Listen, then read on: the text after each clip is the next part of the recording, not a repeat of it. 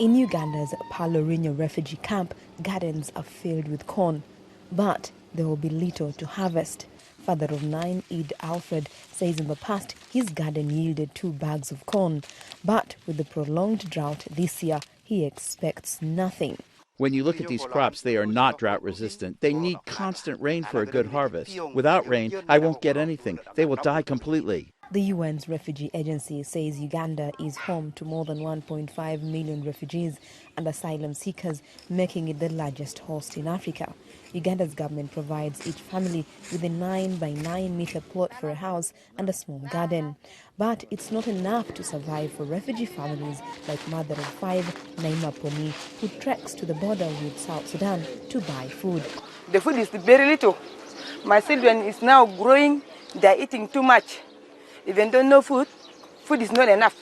The UN says it has only received 27% of the funding needed for refugees in Uganda, so it has been forced to switch for the first time to targeted assistance from July 1st. Households considered most vulnerable, such as those headed by women or the chronically ill, will receive 60% of the recommended monthly food ration. Other refugees will get just 30%. The World Food Programme's Deputy Director for Uganda, Marcus Pryor, says officials will keep a close watch for serious negative impacts from the food cuts. We'll look at things like people's food consumption, we'll look at malnutrition rates, we'll look at the kind of survival strategies that refugees resort to if they are in difficulties. And this will allow us to take our case to those who support the World Food Programme and the refugee response more broadly.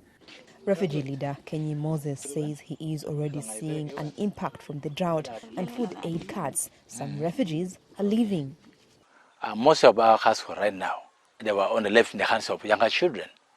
Most of our people have gone back to South Sudan.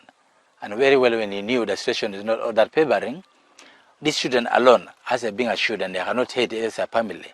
The World Food Programme in Uganda says it needs at least $64 million to support the refugees until the end of the year. Halima Athumani for VOA News, Palorinya refugee camp in Obongi district, Uganda.